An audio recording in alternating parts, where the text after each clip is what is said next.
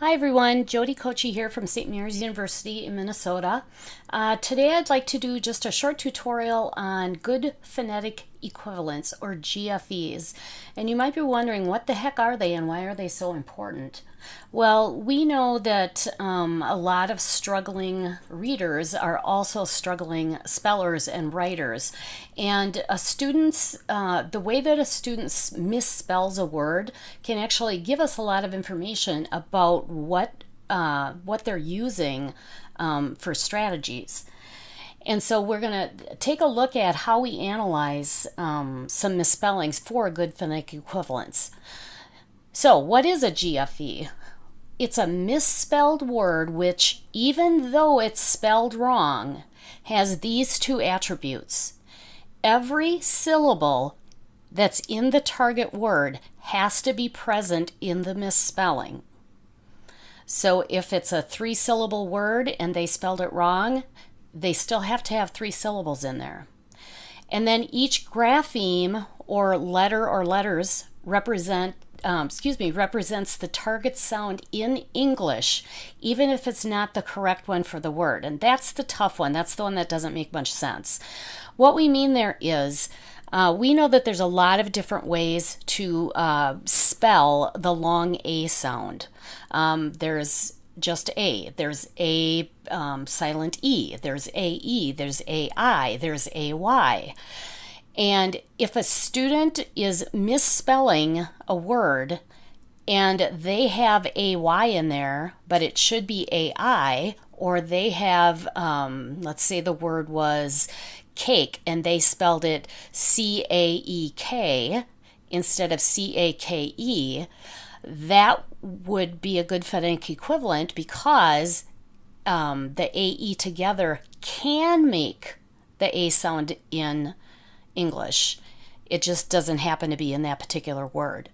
So we're analyzing a student's misspelling to see if they've kind of cracked the code. Do they have all the syllables present, and do they have all of the correct sounds present, even if the letters aren't spelled right? So let's take a look here. Here we've got the word mustache.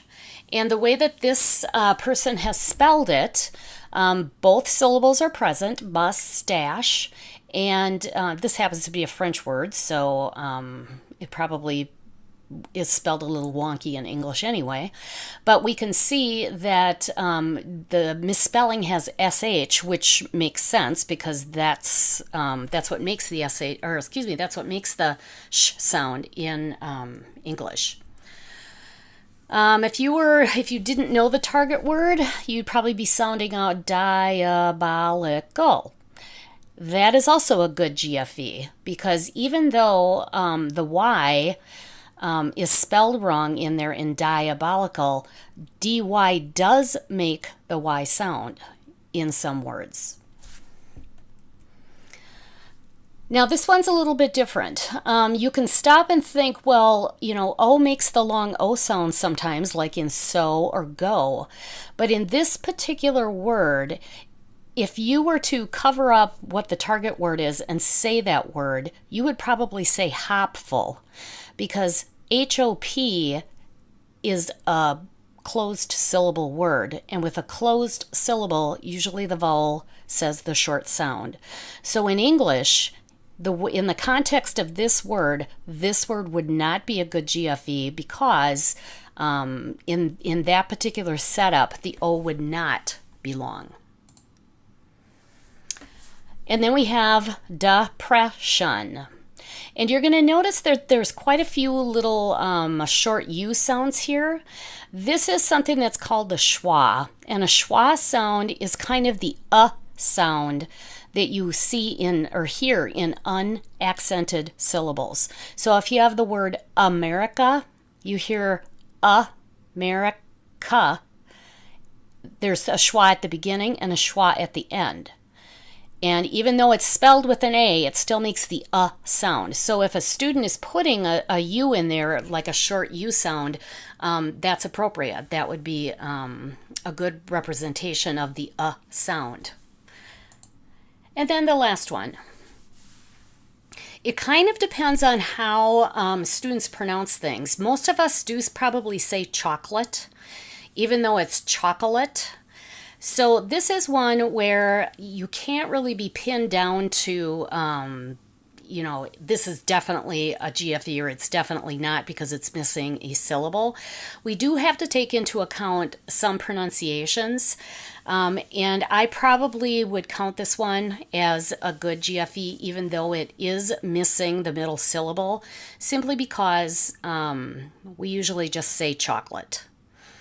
So you don't want to get down nitpicky about each individual word. You want to kind of look at the whole corpus of words that they've spelled.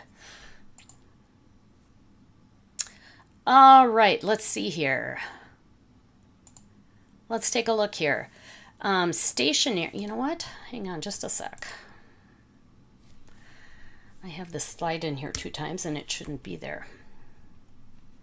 So we just monitor and adjust. Okay, we just did those. Those of you that are taking one of the reading or special education reading classes here at St. Mary's probably recognize this.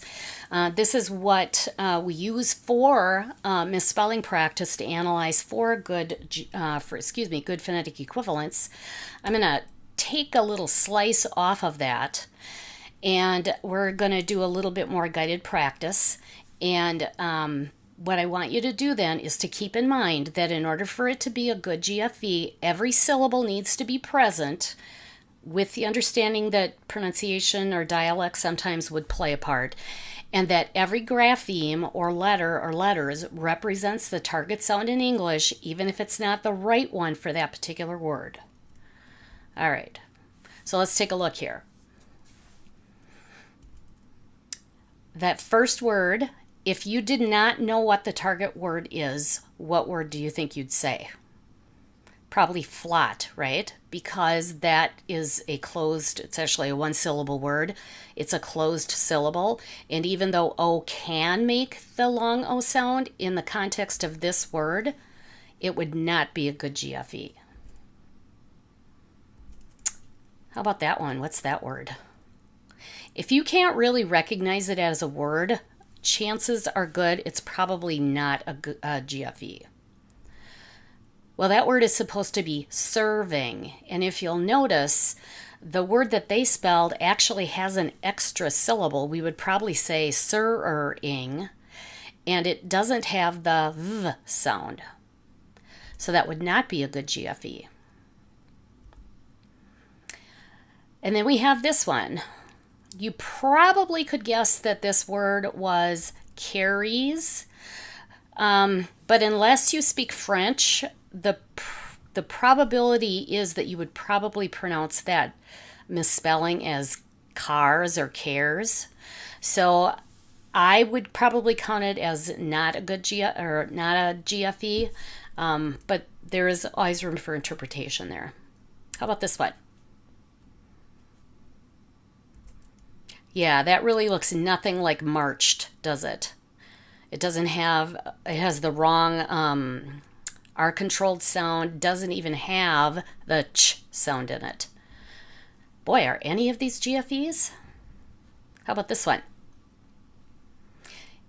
If you said that the target word was probably favor, you're absolutely right. And this would be a good GFE because ER makes the sound in English. So that one is a good GFE. How about that one? If you were to just pronounce that, wouldn't you say dress? The target word is dress. And that would not be a good GFE because EE always makes the long E sound in English. How about that one? You probably guessed it's heaven. And that is a good GFE. Couple more. How about this one? Well, if you said purchase, you'd be right. And that is a good GFE. Because we don't actually pronounce that word purchase, do we? We actually pronounce it closer to what this misspelling is. So that is a good GFE. And our last one, you're probably guessing educate, but what's wrong with that word is there is no D sound in there. So remember, all syllables and all sounds have to be represented. There's nothing wrong with having the CK there because there is a K sound in educate, even though it's spelled wrong, but it's missing the D. So that one is not. Okay, so we're done analyzing, this kiddo's work. So what if most of their spellings aren't good phonetic equivalents? That is telling you that this student is a dysphonetic speller and they need help cracking the code. They're still having trouble relating a sound to a symbol. And chances are good they could be dysphonetic readers as well. Dysphonetic readers read quickly, inaccurately. They make substitutions that don't seem to make sense. They kind of look at one feature of the word and substitute something that looks like that. So this student needs help cracking the code, and so you would want to work on spelling by sound with them. And what if most of their misspellings are good phonetic equivalents? Well, that's telling you that that student is probably proficient in the sound spelling part, and they're ready to go to patterns. So now, when we were looking for GFEs, it was okay to substitute AY for AI. Well, now we want to teach them which pattern goes when. So that's the reason that we do this. And you don't have to just do it on spelling lists. You can also just look at student writing. You probably should try to look at 2 and 3 syllable words or more, multisyllabic words. You don't always get a lot to analyze with a single syllable word. So I'm going to leave you with this one. Which one of these students, these are actual spelling tests, which one of these students is ready for spelling by pattern? If you said the student on the left, you would be correct. This student has most good phonetic equivalents. They aren't spelled right, but you can tell what the words are. The kiddo on the right-hand side really has some serious issues and needs an intervention in spelling by sound. For older students, that would probably be something called slash and dash, which we'll have another tutorial on it at another time. Thanks for tuning in. We'll see you next time.